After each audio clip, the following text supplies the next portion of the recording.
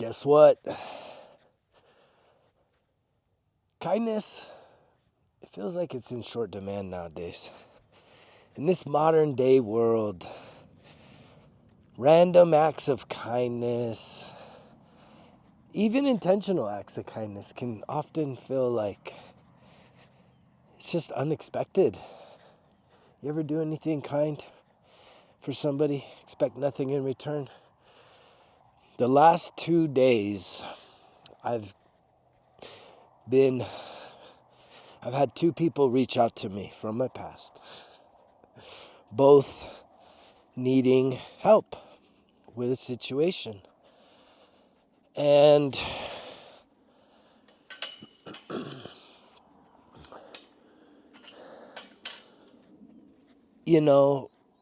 I probably could have given myself lots of different reasons as to not help, not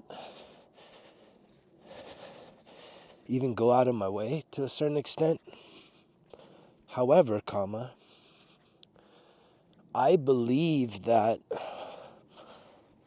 when someone calls upon you, and if you're able to lend a hand, man, that's like literally, that's a gold mine. It's a gold mine of karma. Because it doesn't just come back in payment. I didn't get paid for anything I've done recently. Actually, I did. I'll tell you about the manifestation in a minute. Shit. But I'll be honest with you. I really do try every single day to practice what the fuck I'm preaching on here. And if you're somebody that's feeling stuck, I talked about it all the time. If you feel stuck, then one of the best ways to get unstuck is to go do something kind for somebody else, right? It's a 10-step process for getting out of your pity party. Are you ready for it? Step 1, go do something kind for somebody else and expect nothing in return, right? Don't expect, right? You don't even need a high five. You don't even need a thank you. You definitely don't need someone to buy you lunch or whatever it is. It's just doing it because isn't the golden rule to treat others the way you want to be treated? What about when you're in your bind? What about when you're in a tough situation? And I'll tell you, I've been there. I've been in those tough situations when nobody came to my rescue. But I've also been in really tough situations where strangers, came to my rescue. Not necessarily people I know, because I know that there's been times that I've been in tough situations and I've put out the calls and it's like crickets. I'm like, what the fuck? And lo and behold, the stranger comes up. And I've helped a lot of people. Anytime I get a chance to help somebody, whether they ask for it or they're, people broke down on the side of the road, or, I do a lot of off-roading, so people get stuck out there in the wilderness, and I have all this set up, and I've been grateful. I think I've probably been helped a few times, but I know I've helped a lot more people. Just anytime I get an opportunity to help people. What's your heart?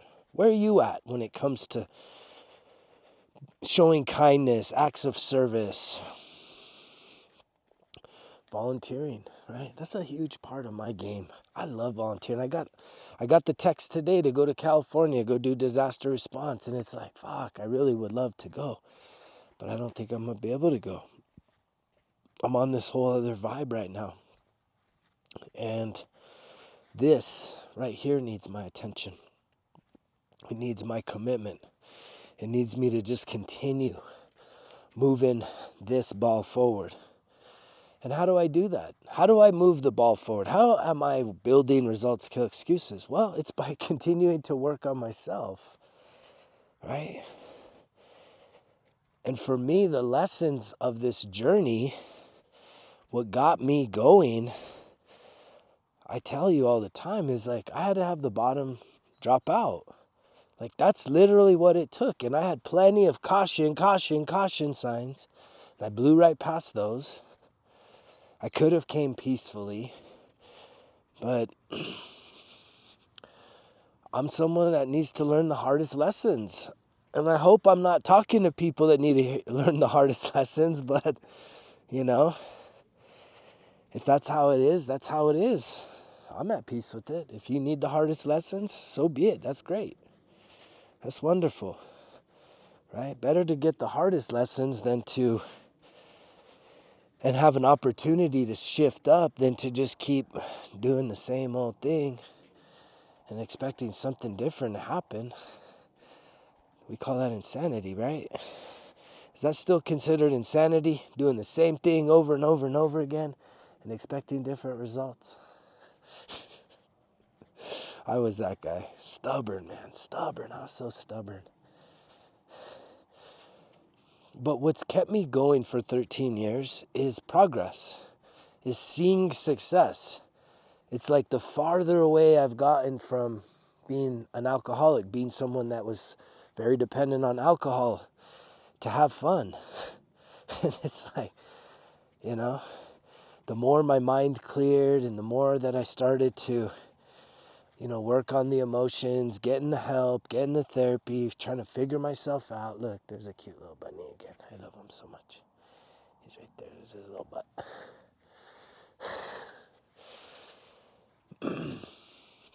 I think the coyotes are trying to get him. They were here last night. That poor little guy. But everybody's got to eat. Everybody's got to eat.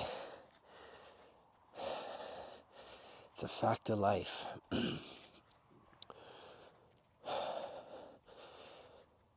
What has kept me going has been seeing the results. Has there been some times where I felt like I hit a plateau? Yeah. But then usually something kicks in and then it's like, oh yeah, you still got a ways to go, man. We're not there yet. We're not there yet. Yeah. Oh, ooh. Those, the deep wounds are the ones that there's a lot of residual. You can do some big purges to clear out like codependency, insecurity, right? Not trusting. That's a big one, right? And you can do some big purges, right? When it comes to that level of trauma. But then, there's just these lessons that you have to continue to experience. That's what it is, right? It's a lesson. And it's like, ooh, that's hitting a little tender spot there. I know I've worked on that. I know I continue to work on that insecurity, codependency. But why am I feeling that right now? What's going down? And yet, to be able to sit in that, reflecting is a big part of it. The journaling is a huge part of the healing process. Because when you reflect, right, you're telling your brain that this is important and that you need clarity on it. So you're going to write it down and you're going to be able to really kind of sort through what's going on. What's coming up, what situation you felt triggered, whatever it is that you're feeling. And yet, there's so much resistance to doing that level of work. It must sound boring. It must sound boring. What got me to start journaling was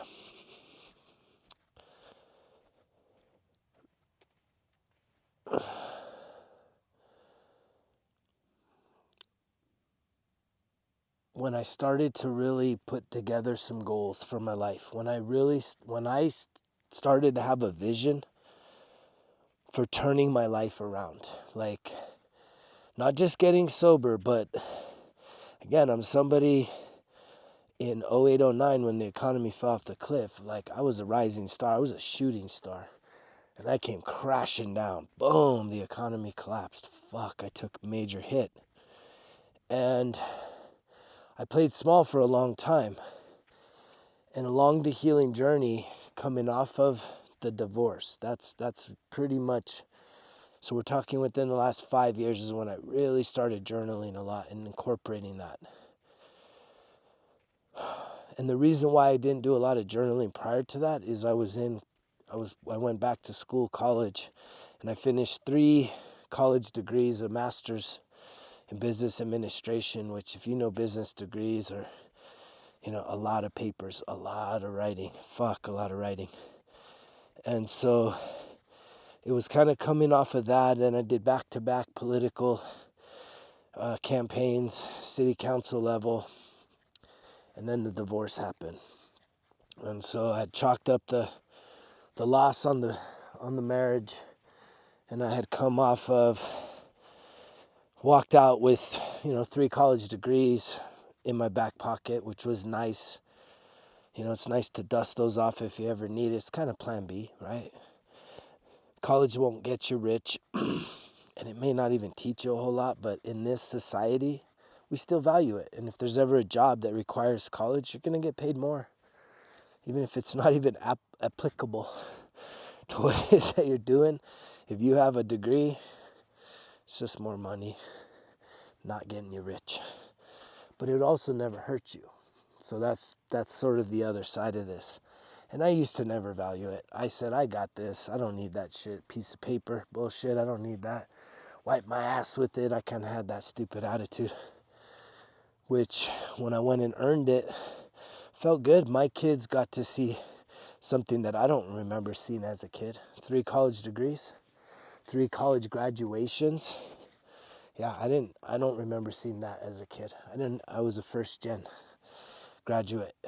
And so I'm grateful. My daughter's graduating high school this year. She's going straight into college. So that's already a pretty cool ass experience to pass that baton. But when it came to me journaling, I probably would have started earlier if I had had the bandwidth, which is an excuse. Honestly, it didn't really even cross my radar. When I hit my rock bottom, 2012, got sober, I walked away from a lucrative job, and kind of went on that soul-searching mission to try and figure out myself, figure out what the fuck was going on. How did I get here? Who am I?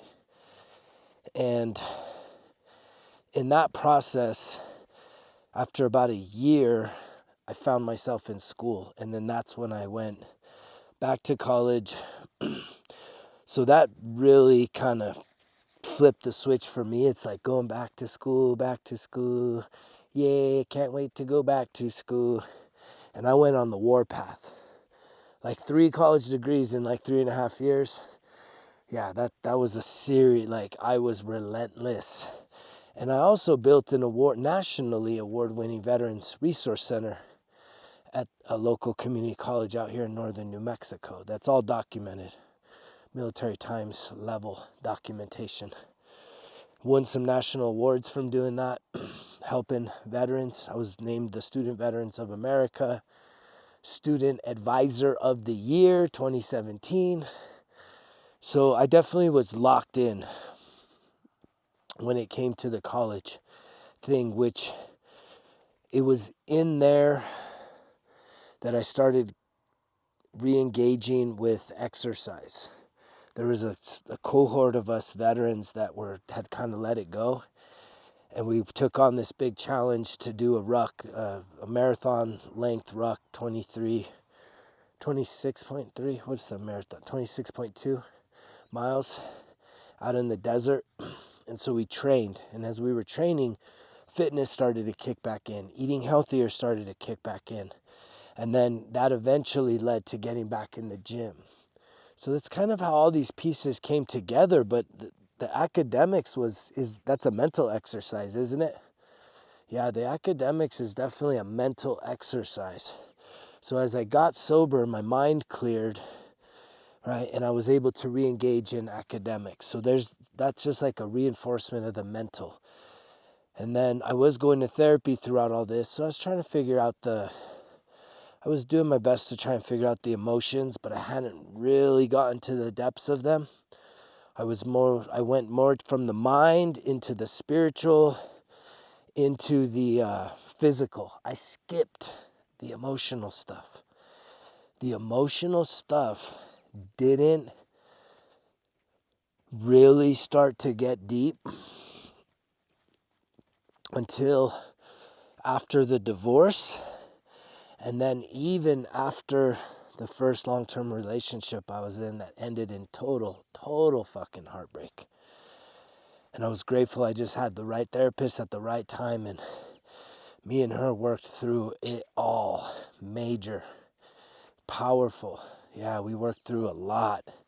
And that's when I started to really dial in the journaling, because I wanted to start visualizing and imagining my fullest potential. What could I accomplish? What could I do? And not just, hey, where can I make a lot of money? No, having a purpose project, saying, how can I make a difference? Which I already was, right? I went from building a nationally award-winning program, trying to run for city council to make an impact in my community. And I even went into teaching for a few years, elementary, with a master's degree in business. I had no business teaching, but I just wanted to still teach because there was a big shortage of teachers. So as you kind of hear all this story, it's like, you can hear how I just zigging and zagging all over the place, trying to find my way. And so when I show up here, 13 years into the future, having zigged and zagged, it's kind of funny, but on my trail out here, there's free range cattle that come through. And if I was to replay the tape back here, it's kind of funny that their tracks are like, they're zigzagged. They're like here, they don't just walk the trail, right? They're like walking over here and going over there, and then they were down there. And it's kind of a visual of my experience of 13 years, which could also be your experience. Again, if you're stubborn enough to say, I don't know, I'll figure it out. If he could figure it out, I could figure it out. And it's like, fuck, I'm pretty sure you probably could. But you could see all these tracks. These tracks aren't going down the trail right there. They're going through the bushes and over here and in there. They just fucking walking all over the place. That was me 13 years trying to figure it out. And so when I stop right now to say, guess what? The things that I am offering, whether it's the 1% Better Everyday Journal, whether it's the first 5 courses on the Results Kill Excuses app, or even better yet, the Breath of Life Healing Circle, which includes what? Connection, no more being alone, so that you can feel support from other people going through some of the same journey as you are in terms of healing. Then it has reflection in terms of journaling, writing things down, doing some reflection on your life. One of the most powerful tools that I've incorporated with the emotional stuff. Then comes visualization, which if you start writing things down and clearing your mind, you can start envisioning what is it that you want, which is also part of journaling. But when you have a clear mind and you can see it, visualize it, and then write it down even more. More details, and then you keep going back and forth. And then one of the most powerful practices has been the breath work, to get out of your head and into your body, to start clearing what is truly energetic meets your physical blockages that you have. That by breathing, you actually break through those blocks within you. And so the gift and the process that I'm offering you is me realizing that, fuck, I spent all these years trying to figure out all the things. And it's like sobriety, that was huge, the mind. And it even gave me that opportunity to go back to school. And I felt sharp, right? Straight fucking A's, except for my last capstone class, I got a C, and it was kind of a dirty C. Fuck. But straight A's the rest of the way. And yet, the one area that I had missed was the emotions. And I'm telling you, that is the most impactful. Clearing your mind, super important. And it's sort of like there's harmony in it, right? To even say that one is greater than the other, well, there's truth in saying that if you don't heal the trauma, you're going to continue to go back. You'll hit what's called the upper limit. So you'll start to grow, things will start to get better. But if you're someone that has unhealed trauma, in the back of your mind, you're going to be telling yourself quietly, subconsciously, it's just a matter of time, right? When's something going to happen? When's that bad thing going to happen that sabotages this? And it's sort of like, if you've ever been in a relationship, when you're with somebody that has those wounds, it's called the what? Self-fulfilling prophecy, which it's not really self-fulfilling prophecy. It's just the knowing that your thoughts, especially the subconscious ones, which are tied to your unhealed trauma, are your reality. And so when you're sitting there unable to emotionally regulate and not willing to shift and elevate your story that you are telling yourself, because we're all creatures of habit and we're stuck in an old pattern, guess what? It's going to continue to play itself out over and over and over again, regardless of where you go or how you grow or what you improve. And you see it. You could totally transform. You could say, you know what, fuck that. I'm not doing any emotional work. I'm going to get into the nutrition and I want to have the baddest fucking body ever. You know how many people I know that are totally ripped, jacked beyond belief, but emotionally bankrupt? So that even if they do bring in someone that is like the dream person physically, the person that they're like, this is my dream partner forever and ever, what's going to happen if you haven't done the emotional work? What most people need and what most people desire is a safe place. And that means it needs to be an emotionally safe human in that place. And if you can't provide emotional security and safety, and I promise you, you won't be able to control it. You're not going to be able to control yourself in every situation, every single time. Guaranteed, you're going to get triggered. You're going to play out that subconscious program of self-sabotage, self-destruct. And again, guess what's going to happen? You're going to be there alone again saying, what the fuck? Why can't... Because you went one-dimensional. You got the body and the nutrition in check. But if you're still partying, right, the mind's not clear. There's still chemical dependencies, right? If you're not working any spirituality, connecting with spirit, right? Having healthy exchange, everything from Mother Earth to Father Sky, right? All the animal kingdoms, gratitude for the Great Spirit, for all things living, right? Here and beyond.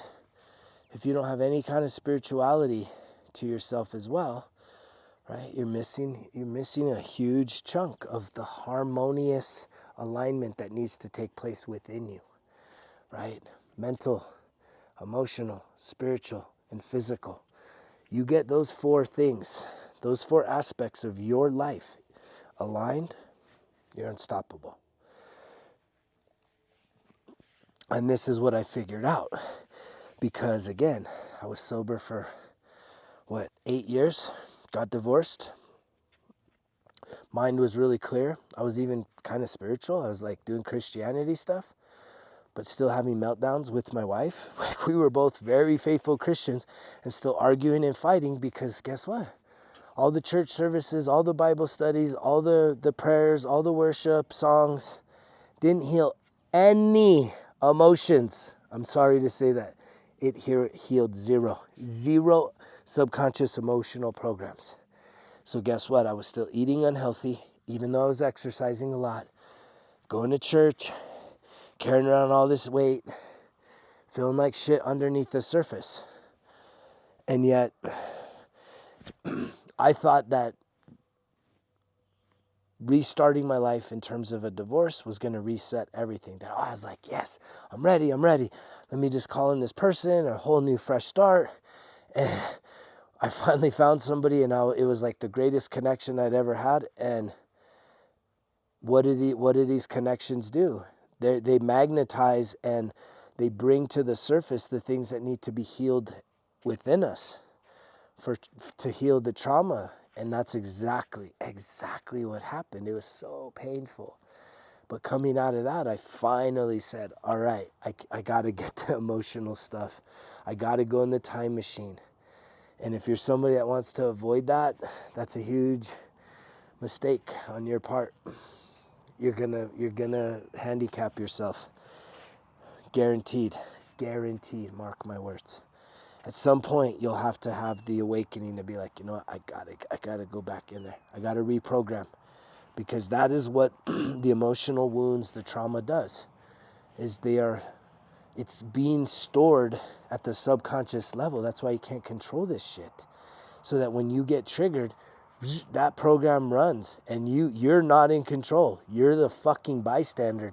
And if you're anything like me, I left everything 10 times worse when those programs got fucking rolled out.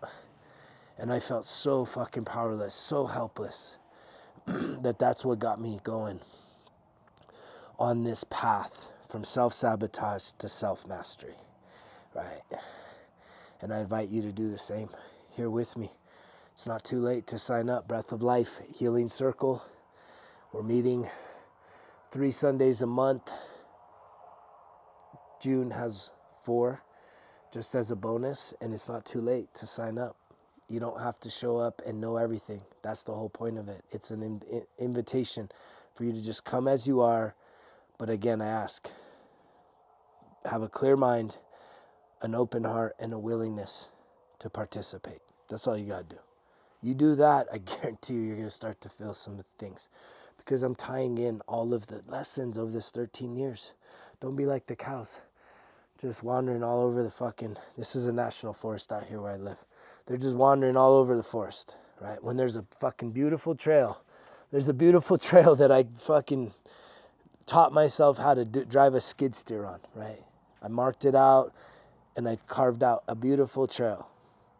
But instead, the cows, they're just wandering all around. Don't be that. That was me. That was the old wounded version of me. I'm going to figure it out. I'm not going to ask for help. I'm not going to get any guidance. I'm not stopping and asking for directions. I know where I'm going. Okay. I wish you the best. If you're not willing to take me up, I wish you the best. But if you are hearing me, you should respond. You should reach out, even if it's just to ask some questions, right? You need to get some deeper information before you make an investment or really commit to something. Feel free to hit me up with a question. Feel free to ask the question down below, because if you got the question, I guarantee you someone else does too. And this is the community that we are building here. So thank you for being a part of the community. If you made it this far in the talk, you mean the world to me. I'm rooting for you. I'm cheering for you. I'm sending you lots of love, joy, peace, prosperity, success, commitment, relentlessness, consistency, but also flexibility to know that it's not about perfection. It's about excellence, right? You get knocked down, you get back up, you dust off, keep going, because you know the drill. Results kill excuses, because if it was easy, it wouldn't be worth it. Greg's out.